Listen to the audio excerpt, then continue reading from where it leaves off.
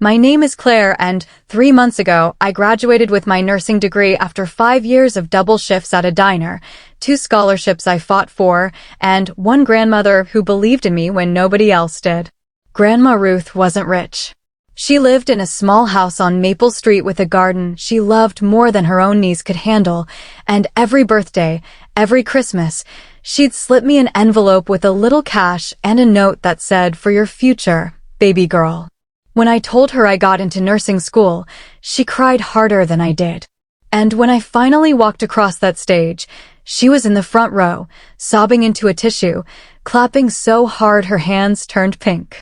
2 weeks after graduation, she called me into her kitchen, sat me down at that old wooden table, and slid an envelope across to me. $15,000. Her entire savings, minus what she needed to live. "This is for your future," she said. "A car that runs. A deposit on an apartment near the hospital.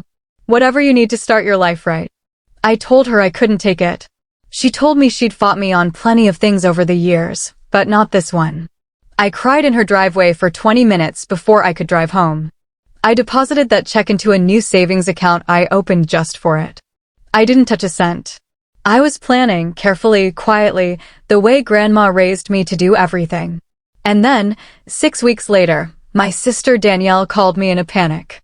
Danielle is 2 years older than me, and if you asked anyone in my family to describe her in one word, they'd probably say charming. She's the one who gets away with things because she smiles right as she's doing them.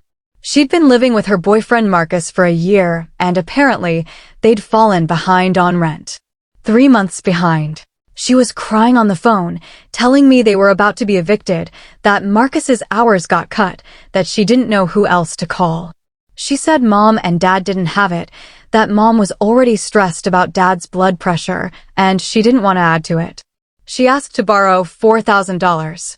Just to catch up. She promised she'd pay me back the second Marcus's new job started in a month. I want to be clear about something. I loved my sister. Despite everything, despite years of her taking the last slice of pizza, taking credit for group projects, taking the front seat, I loved her, and I believed her. So I transferred $4,000 from Grandma's gift into her account that same night. A month passed. Then 2. I texted her gently, asking how things were going, whether Marcus's job had started. She'd reply with a thumbs-up emoji or yes. "Paying you back soon, promise." Then the replies got slower. Then they stopped altogether for stretches of a week or more. 3 months after I sent the money, I needed it back. My car, the same one that had been dying since junior year of college, finally gave out on the highway. I needed a replacement, and fast, because my job at the hospital doesn't care whether your transmission exploded. I called Danielle and asked, politely, if she could send back what she owed me, even part of it. There was a long pause on the phone. Then she laughed. Not a nervous laugh. A real one, like I'd said something absurd. "Claire, I don't actually have that right now," she said. "Things have been tight." I asked her what she meant by tight, because $4,000 doesn't just vanish, especially when Marcus's job had supposedly started months ago. She got quiet, and then she told me, almost proud of herself, that they'd used some of it to put a deposit on a nicer apartment, and some of it went toward a trip to Cancun they'd already booked before she even called me crying about eviction. I sat with the phone against my ear in complete silence for what felt like a full minute. She filled that silence by telling me I was being dramatic. That it was just money. That I made good money now as a nurse, so I could obviously afford to wait. And then she said the sentence that I don't think I'll ever forget as long as I live. "Grandma gave you that money because she felt bad you never had anything. You could at least share it with your own sister instead of being so selfish about it." I hung up. I didn't yell. I didn't cry, not yet. I just sat on my kitchen floor with my back against the cabinet, staring at nothing, replaying the word selfish over and over in my head. Here's what nobody in my family knew. Grandma Ruth had asked me, when she gave me that envelope, to keep a simple record of what I did with it. Not because she didn't trust me, but because she wanted to see, when she was older, what her gift had turned into. So I had bank statements. I had the transfer to Danielle, dated and time-stamped. I had every receipt. I called my mother first, calmly, and told her what Danielle said to me, what Danielle had actually spent the money on. My mother didn't believe me at first. She said Danielle told her the money went to rent and a security system after a break-in scare. I told her I had the statements to prove otherwise, and I sent them to her right then, screenshots and all. Including the Cancun resort confirmation email Danielle had accidentally left visible in a screenshot she'd sent me months earlier bragging about the trip before any of this even happened. My mother went quiet on the phone in a way I'd never heard from her before. The next family gathering was 2 weeks later, my cousin's engagement party, and I almost didn't go. But Grandma Ruth was going to be there, and I wasn't about to let Danielle's mess keep me from my grandmother. I walked in, and the tension in that backyard was so thick you could have cut it with a knife. Danielle was sitting near the drink table, avoiding my eyes. My mother pulled me aside almost immediately and told me she'd spoken to Danielle privately, that Danielle had admitted everything, and that she was furious with her. But Danielle wasn't finished performing.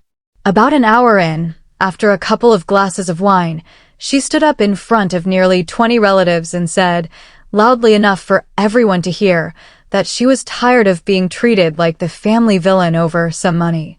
That Claire needed to grow up and stop holding grudges, and that family was supposed to help family. That's when Grandma Ruth stood up. She's 78 years old, barely 5 feet tall, and she has never in my life raised her voice at a family gathering.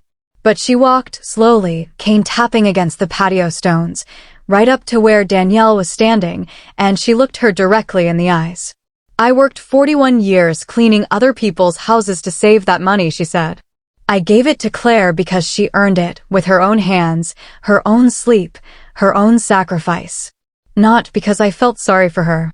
And you took it, lied about why you needed it, and used it for a vacation while calling your sister selfish for wanting back what was never yours to begin with. Nobody said a word. You could hear the ice melting in the drink cooler. Grandma Ruth turned to my mother and, in front of everyone, said she wanted her will changed. Immediately. She said she'd been planning to split her house and remaining savings evenly between her grandchildren, but she no longer trusted Danielle to handle money responsibly, let alone honestly. And she wasn't going to reward that kind of behavior after watching it happen to my face at her own family's engagement party. Danielle tried to backtrack, tried to say she was joking, tried to say she'd pay me back next month for sure.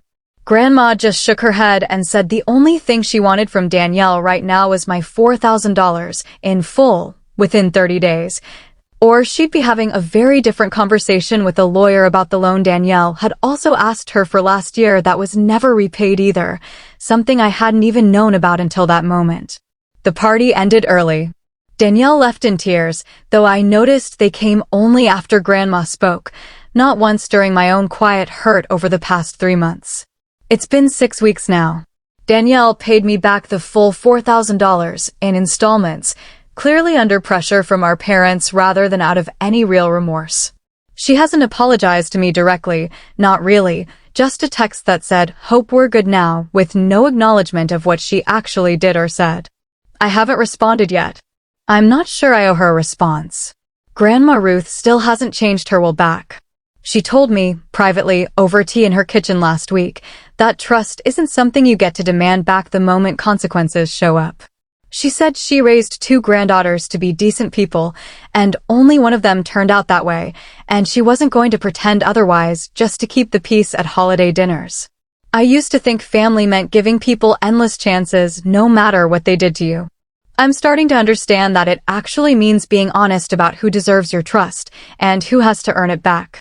My car is running again, my savings account has what's left of Grandma's gift sitting untouched, and for the first time in a long time, I feel like I finally understand what she meant when she told me that money was for my future. Because apparently, so is peace.